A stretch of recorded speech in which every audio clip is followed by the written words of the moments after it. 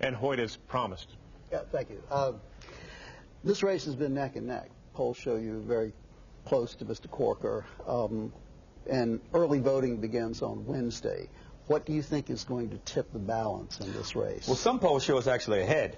One thing is clear, wherever we are, we've come from 18 down, according to most of those same polls 10 weeks ago, and we're just encouraged. We're still running like we're 15 behind now. This race will come down to people making a very clear choice or answering a very simple question.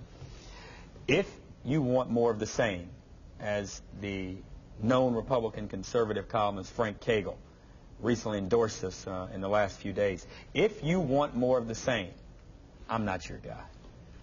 If you believe America is better than what we are today, can be better than what we are, can pass a real anti-legal immigration plan, can offer alternatives in Iraq, can focus our energies in a different way to solve our oil addiction, can figure out ways to lower health costs by allowing Medicare to negotiate directly with drug companies and small businesses to come together and pool their resources to buy health insurance at a cheaper rate.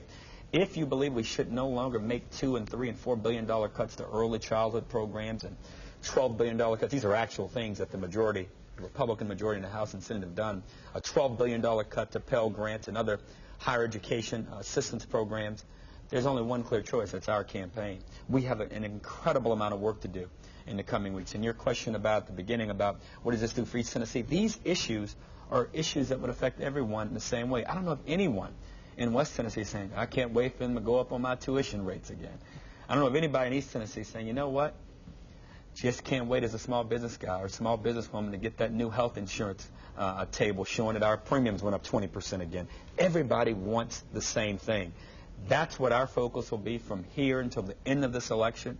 And I got to tell you, I feel good about the momentum. I'm a feel politician in some ways, an F-E-E-L, and I can feel the movement as we're out there. And I get off the planes, and the baggage guys are coming up off of the ramp, not down where you pick your bags up, but down where the plane yelling at me, screaming, saying, we're with you. We're with you. The guys riding by in the trucks picking up things, yelling out the window on the expressways on my way here. People yelling out the window, we're with you. Hang in there. Don't let that guy lie on you. So I love where we are from a field standpoint, and we just got to keep pounding and pounding and pounding. And I serve a big God, and I just think good and big things can happen when you do. In light of some of the negativity you addressed and we've seen in this campaign, is there something about your opponent you admire? Oh, I think he's a decent guy. He has a wonderful biography. I don't think he has great depth on any of the serious issues the country will have to deal with in the coming years. And he has a beautiful family. And, you know, I don't know him extremely well, but I don't allow differences in philosophy, political philosophy, and differences in approaches to issues. I don't like the way he's attacked my family. I think he's been completely out of bounds there. And that part, I'm always able to tell a little bit about someone's character, the way they go after another person. And going after my family, I think, is out of bounds. But I don't allow that to get in the way of friendships.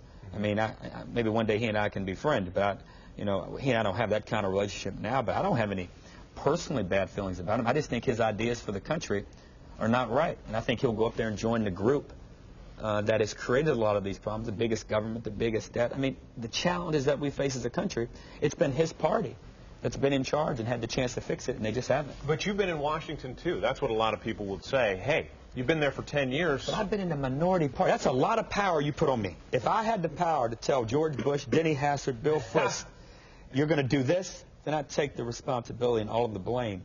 But my opponent can't have it both ways. He ran for Senate in 1994 and lost, was rejected by the voters in the primary. Had he won, he'd have been there 12 years, because he'd have run again in 2000 and presumably been reelected. Bill Frist has been there 12 years. Does that make Bill Frist? He's been there longer than me. He couldn't get anything done. Matter of fact, I would contend his tenure as leader of the Senate has really not been successful, because all the right numbers the numbers you want to move upwards have all gone down, and the numbers you want to go down have all gone up. But I still like Bill Frist. It's time for a change. On that note, we're going to take another break. We'll be back in just a second.